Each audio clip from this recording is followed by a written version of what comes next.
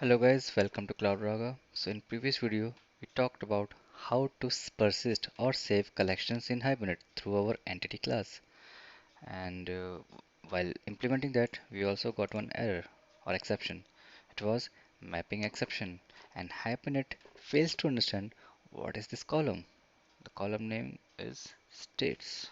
So Hibernate fails to understand what's the type of the states field. So what we did, we have added this annotation at element collection.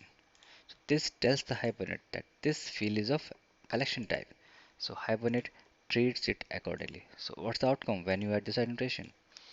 So first of all, Hibernate detects that it's a collection. So it creates a separate table, country states. What does it do? It takes your entity class plus the field name and becomes country states. So country from the entity name, states from the field name.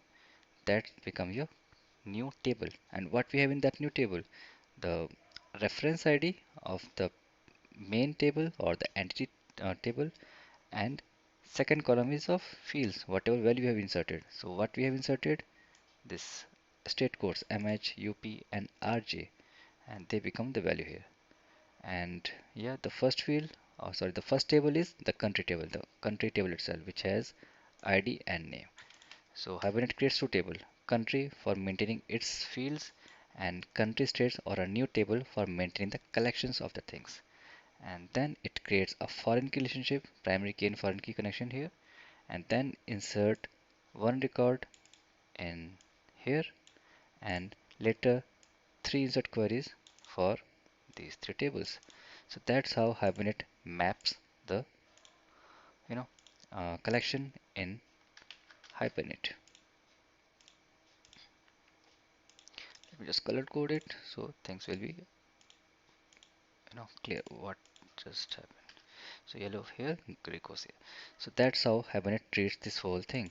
In next video, we will talk about the naming convention. If you see the name, country states, it doesn't make any sense. Maybe we can, rename it, or country ID. Maybe we can rename it. So we will talk about how to customize the auto-generated table because we just asked for country. Hibernate gives us country states add-on table. So that's good for us. We can easily refer that, whole thing.